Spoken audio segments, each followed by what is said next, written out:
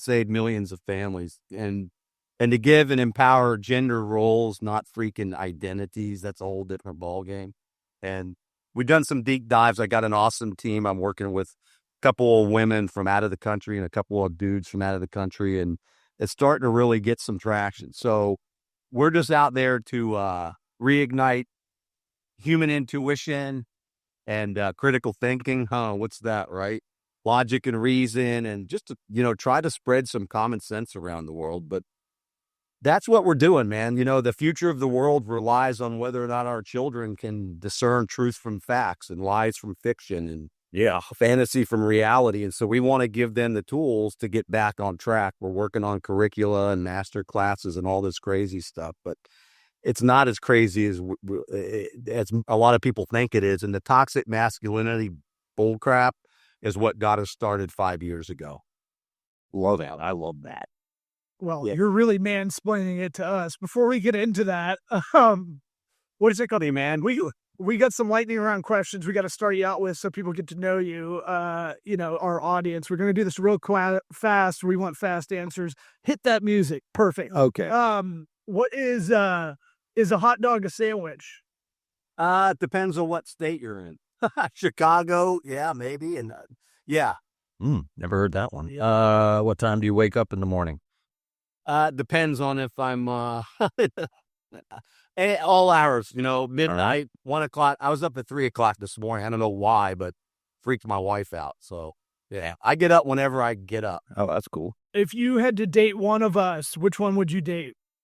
Probably him. Not you. Sure. Eric. Yep. Anybody undefeated like that. That's a guy you want in your ball court. Yeah, man. Yeah, he's a twink. I know I'd that. pick him too. He's little.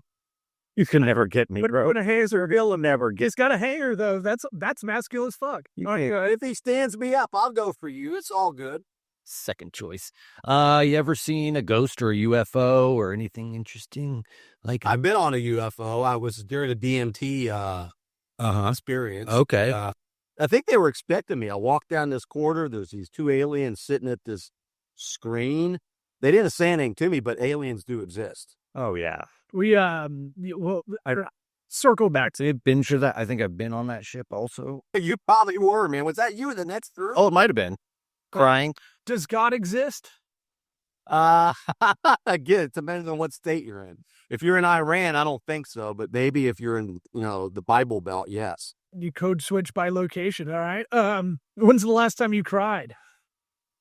Yesterday, man. I stubbed my foot coming in. We got bricks and it's cold in Virginia. So, yeah, yesterday. You got one? No. Last two questions.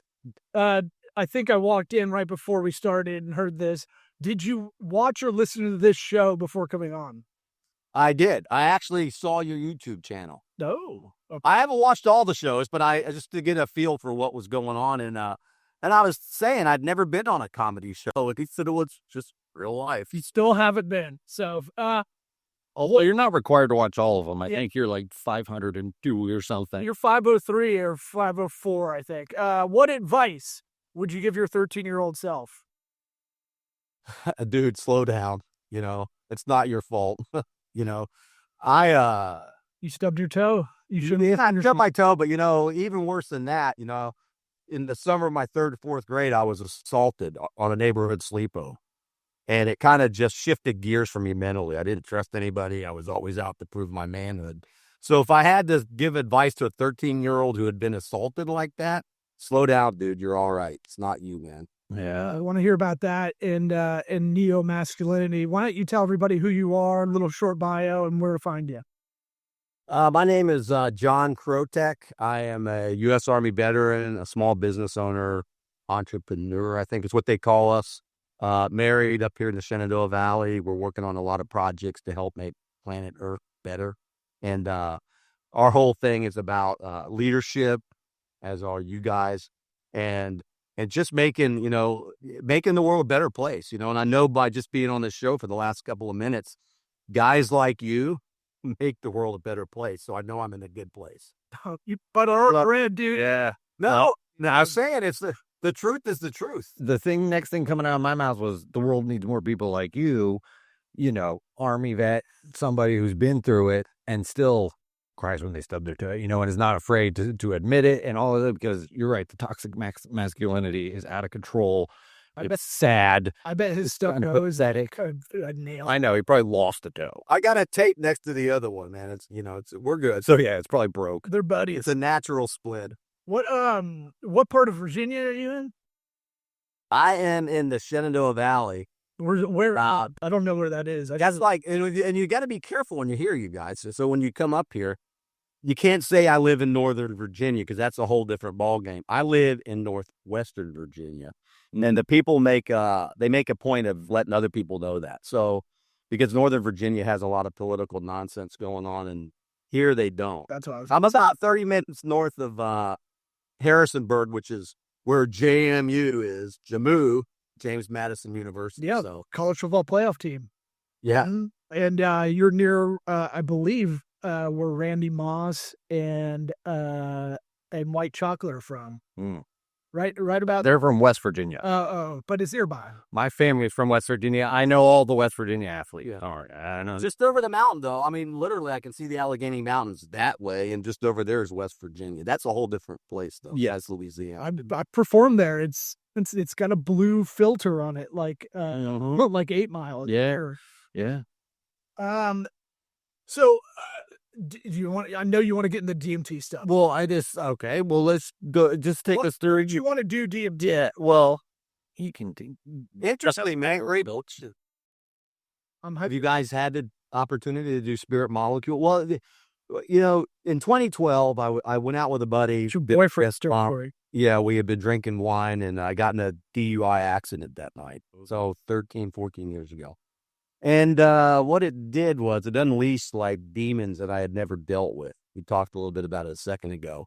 And so immediate insomnia within a couple of months. I didn't want to be married. It was like, I'm out of here. Anger. I had never dealt with these things. So what I ended up doing was, because I had this insomnia thing going on for 5 years, that my doctors prescribed antidepressants, which made me immediately suicidal.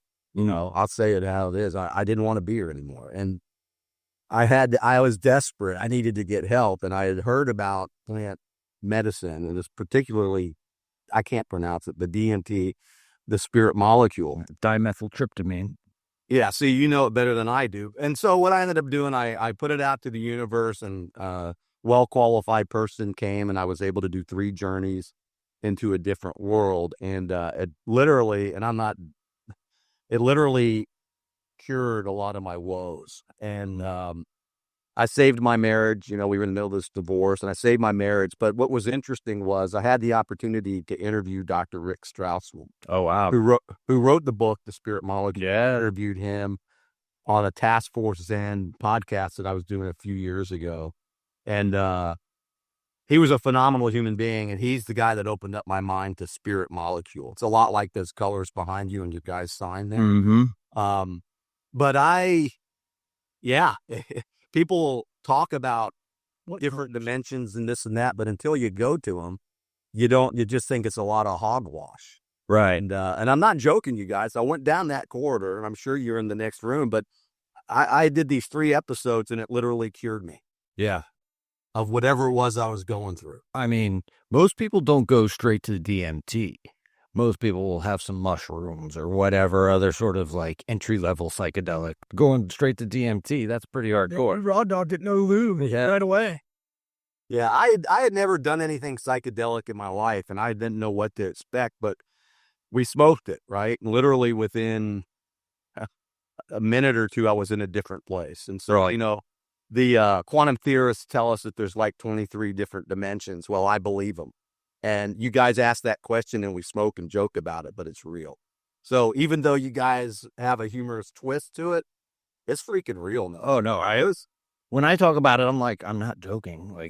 There are different dimensions. All God, all the shit. Yeah. I've been up there. And, how was it for you the first time? Was it as scary as it can be? Like I was a little bit nervous, hearing like that. I heard like that cicada sound, and it was like, and then you see it. switched, sound like somebody was beating on, like had a monkey wrench and they were beating on something metal. And then I literally went into this room and there were these two beings sitting at the screen. I'm not BSing. And they both looked at me kind of like over their shoulders, but they didn't say anything. It's like, well, dude, what took you so long? Don't you see that there's more to life than what's going on planet Earth? But anyhow, there was one with a demon in it. The last one had a demon that came right up in my face. And I was like, you don't scare me. And it kind of just went away. But I guess we all have different experiences, but it's the integration that I think makes it more important. There's a lot of people that are abusing things like that. And I used it strictly as a medicinal. So you were three trips and done. 3 trips and done. Yeah. Yeah, that was it. I remember the first time I did it, somebody else asked, how long does it last? And the guy we got it from said, well, hopefully the rest of your life. And I was like, oh, yeah. Thanks, dude. Thank you for that answer. Yeah. But looking back, it's as true as it can get, man. Oh, yeah. I got like a doctor's appointment later. Is that how long? Oh, infinity? But on the flip side, it's like that long, 10-15 on a spacecraft. Yeah. 10-15 minutes, though, is really the length that it is, the actual experience. But he was saying that, the effects of it will affect you the rest of your life. And yes, that's what happens. Yeah, it did. And I used to travel a lot to South America. So I was able to, I led guided mountaineering trips for over a decade. And we used to go to all these ancient places, right? Mm-hmm. And like in Peru, there's this place outside Cusco called Sacsayhuaman. Yep. And yeah, you've been there. So you can't even put a piece of paper between the stones. And they built all of these locking mechanisms with other stones, or maybe quantum burners. I don't know what they did, but it's a lot more advanced than we are today. And now you got people walking around that you can't even add 2 + 2. It's all the Germans that got out of World War II. Right. No, these were there way before then. Now I know. Comedy show guys. Nazis went to Argentina. They went everywhere, man. No, maybe they did. Peruvians are the nerds of South America, I've been told. What an interesting place. I loved Peru. It was magical. I mean, Peru's pretty cool, but I like Guatemala too. Guatemala had some really trippy places. What do they got in Guatemala? Yeah. John McAfee. Oh no, that was Belize. Huh. I get all those little guys, down in Central America. Yeah. Kind of confusing. And near the top of South America. What brought you to? Why did you go to Guatemala? Well, we had this backpack. Anybody told me don't open up a backpack. It's hella dangerous. Well, it is dangerous because the CIA went in there years ago and they were stealing. They were doing all kinds of crazy stuff. But it's not as dangerous as most people think, because I was in some pretty dangerous places and I didn't even know it. In Chichicastenango, we went to one of the most dangerous places in the whole country. And Peruvians told me, you went there? We were seeing people spit alcohol and throw money at these effigies, and it was trippy. And I'm like, I got the feeling maybe we're not supposed to be here. But anyhow, Guatemala to me was just to go see Central America, because I had a backpacking store. I wanted to travel and see our hemisphere. So I had some background experience. So I wasn't selling my customers just nonsense. I had to be able to sell stuff and be honest about it. But Guatemala I went there 3 or 4 times and loved it. We were in earthquakes there, and we were in all kinds of funky things and loved it. I love foreign countries. Just love. Yeah. I don't know about Russia, but Yeah, I have no desire for Russia. Do you have a next on the list place you're going to go? I don't, but that's a great question. And maybe I'm thinking about seeing more of Virginia right now with the way the world is. I'm not sure if Americans I don't know what's going on. Yeah. I mean, just in terms of same shit, weird, trippy stuff, there's more in America than you'd ever realize. They've got mounds and they've got cave paintings. There's all kinds of stuff in America alone that you could do a whole tour of. Yeah. The Southwest, they have the Peyote Church and people do vision quests, but you're 110% right. You've got all these burial sites and all these vortexes. Well, I think Sedona, Arizona might be one. You go down to Sedona and you experience something cosmic. So you're right. I want to adventure around the U.S. a little bit more. Yeah, Florida has a journey of opioids and Four Loko, and you just walk around anywhere in Florida. It's pretty crazy. Can't get Four Loko anymore. We Can in Florida. Yeah, you probably can. the right guy. Yeah, I don't know. I don't think the country's that much crazier. I just think we have access to information that's giving everybody anxiety. So maybe in that respect, yeah. But it's kind of everyone's just kind of doing the same shit. I don't know. Yeah, I don't know. It's weird. It's just like both my parents will put the news on, and all the news is getting you fired up, depending on what channel you're watching. Ooh, look at this. They get pissed off about this. And it's just like, I want to be, I'm like, how often are you guys running into people that are terrorists? You ever watch the local news in like the last 10 years? It's hilarious. Oh, that's a joke. It's You know what? You guys raised owned by one company too. Sorry. I was reading the other day about algorithmic rules and mathematical computation. Hell yeah. It seems like people go, I post stuff all the time, but my friends don't get to see it. Well, if it's not political, or it's not sensational, like entertainment, or it's not something that divides people, then and the algorithm, takes you to the bottom, right? So, or if you're not a thirst trap chick, because that's a big one too. Yeah. And then that's gonna be number one by far. Yeah, tit and anger. Yes. If I take a picture with a hot woman, it's like through the roof. Yeah. I keep getting pictures of hot women. It's this one Chinese girl that she's the same, but she's like in different places of the world. She's driving a Lamborghini, same chick. She's at the Hyatt House in New York City, same chick. And I'm going, holy cow, that girl gets around. I don't want to meet her.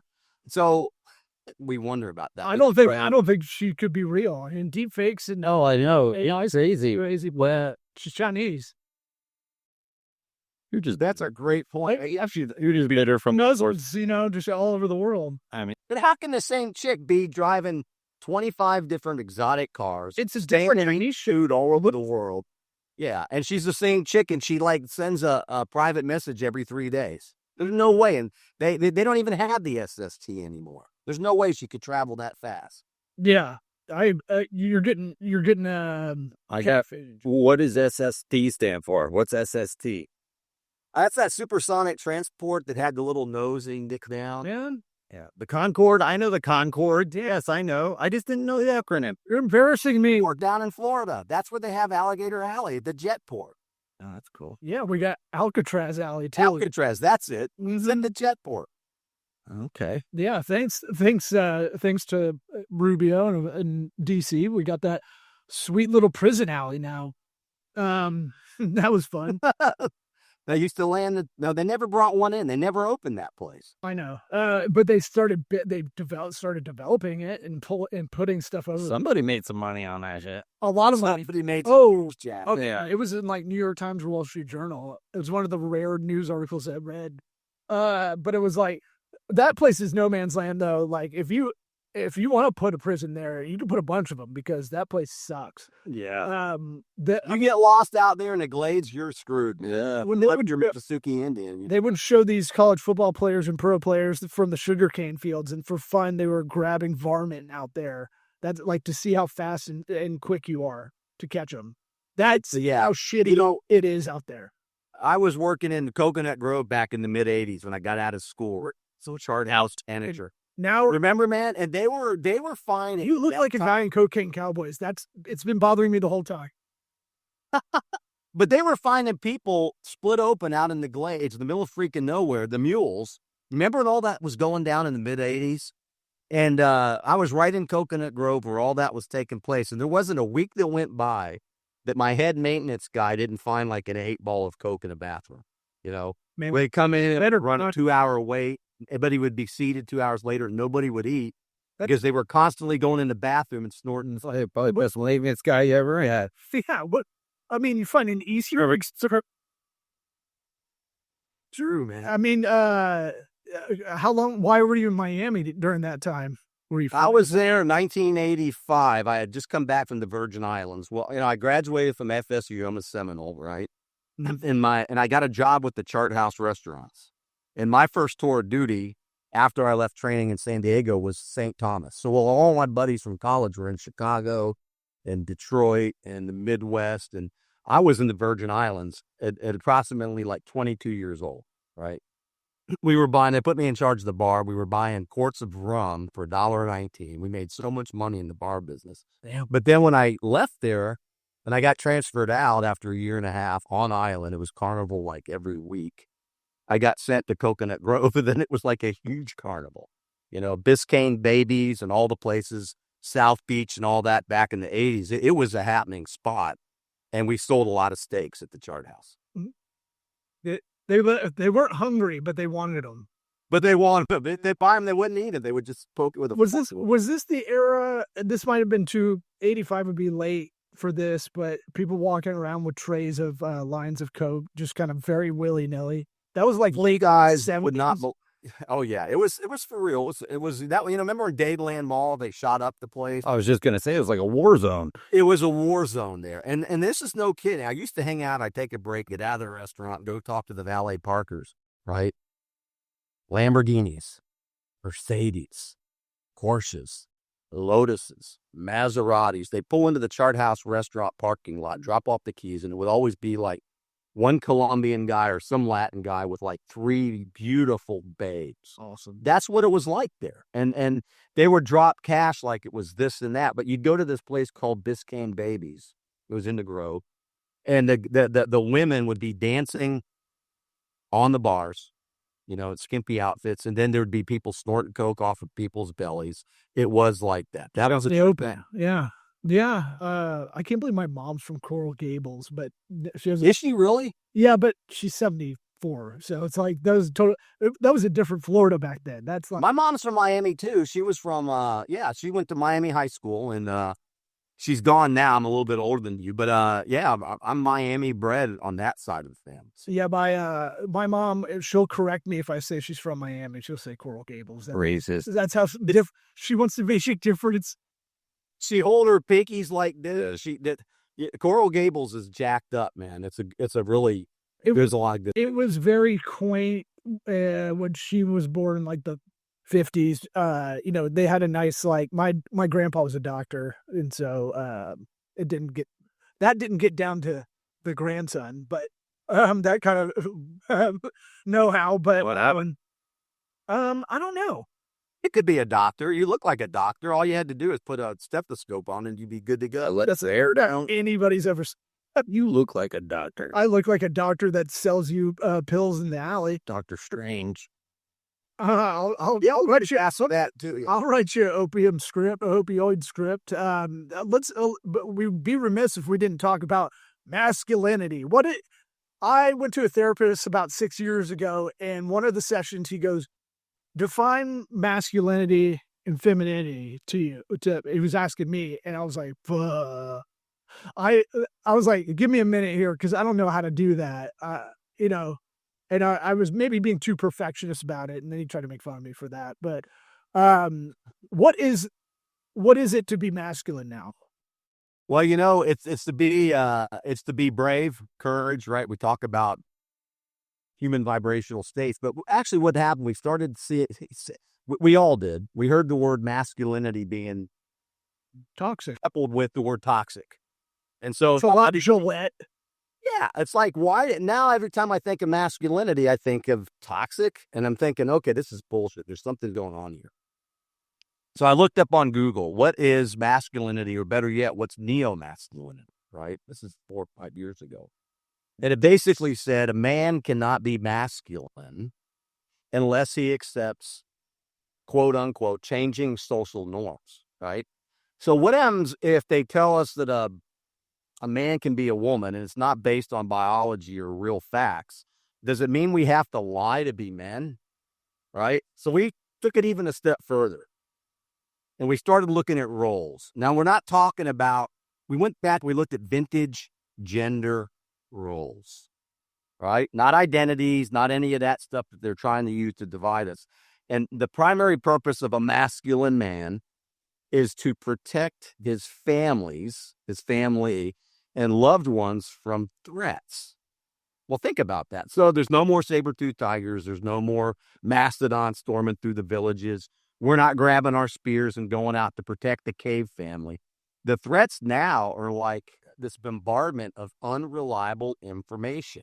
That's the threats to our families, right? I feel like it was easier with the saber-toothed tigers. Yes, exactly. So a woman can be a neo-masculine. So we went with NeoMasculinity Solutions because we have the solution.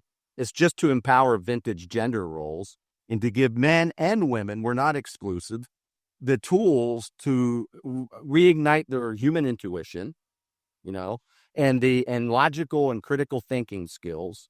And hopefully it will activate common sense so that if a decision comes down the pike, that a man can be masculine and make the right decision to protect his family. So a woman that's a single mother, what's she going to do? What you've heard Mama Bear, right?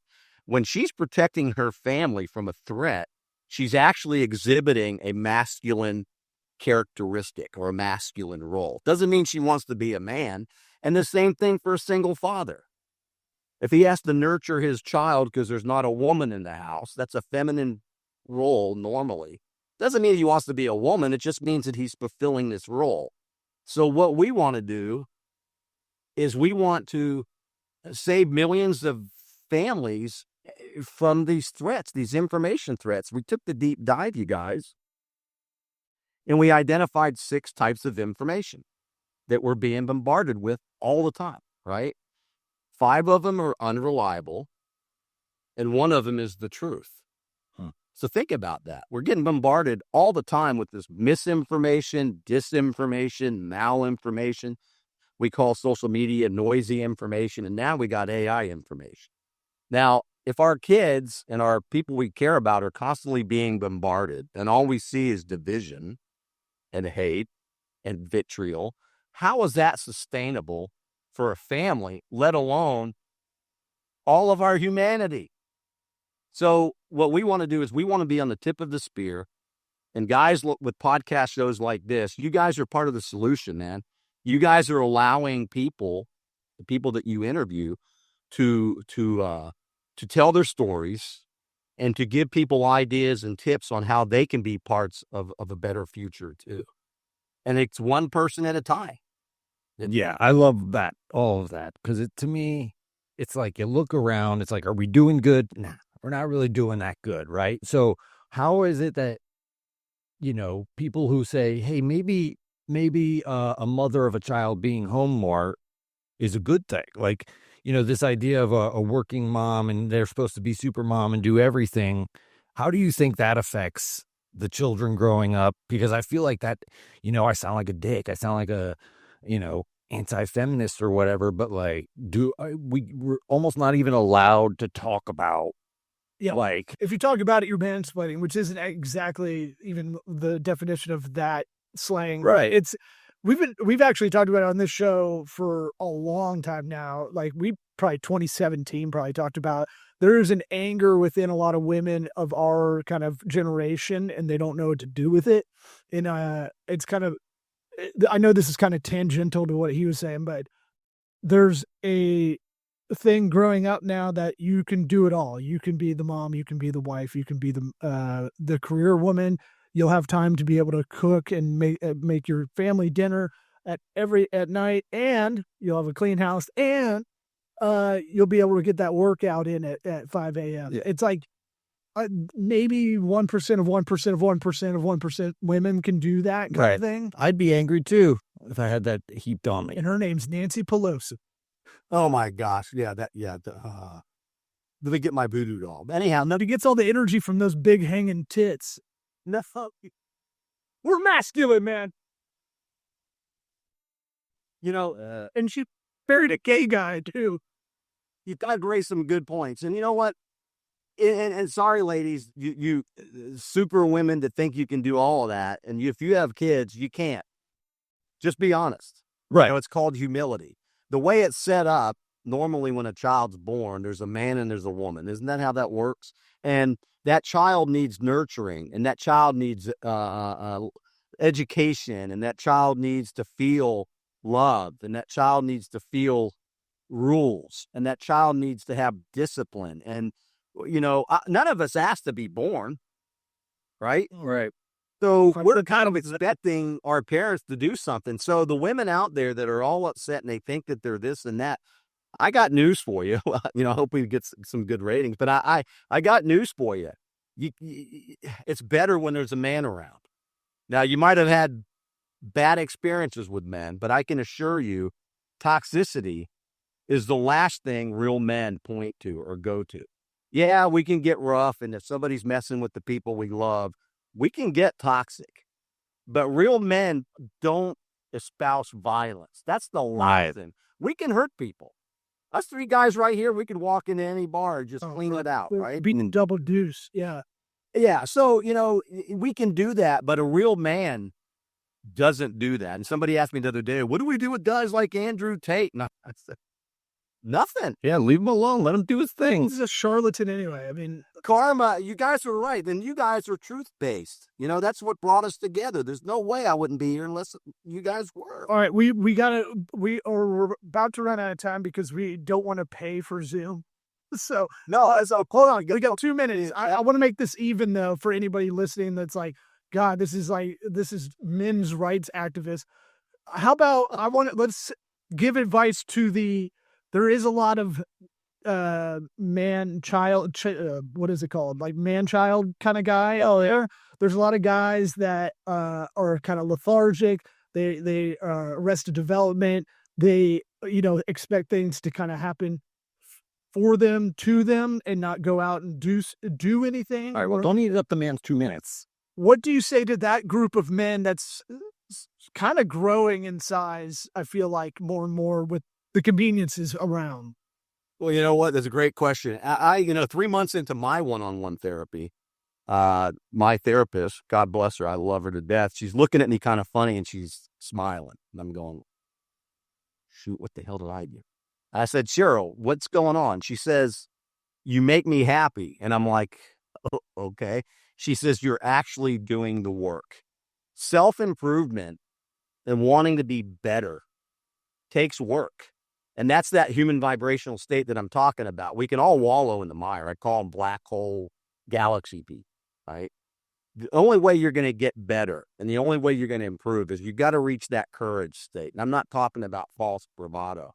I'm talking about looking at yourself, vulnerability, self-introspective list, see what you have to work on, but focus on your strengths and reach down. We all have courage. We can find it. So, grow up. Just grow up. What does that mean? What does grow up mean? It means be the best person you can be.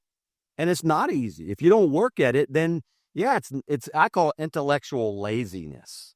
And too many men are experiencing that right now. Guys like you and others, we're on the tip of the spear. If we don't stand up and turn this thing around, then we're complicit in the degradation of society as we see it. I agree. And before this thing cuts off, John, this has been awesome. Just because I don't want you to end it with you talking like that, I'm going to reach out to you because I definitely want to talk to you more. Maybe even you and I just, do this again because I could go for another 2 hours with you. In a room. And there's, I appreciate you guys. I'm super interested in what you're doing, and I'd love to talk more. Shit. And he got. We're still recording. We're going. Yeah, we're still going, but it's back. Is that the camera's on us, right? It's been on us the whole time because I couldn't get the thing working. Oh, that's right. We got to splice them in. That was good. I was waiting. I was like, it's gonna cut off. It's gonna cut off. I know. No, that's why I had to. No, I wanted it to because it would be funny. He'd be right in the middle of a point. He is a very emphatic speaker. Well, here while we're sitting here, let's do the intro and I'll splice it up. Okay. Do we do the music or no? No music. I'll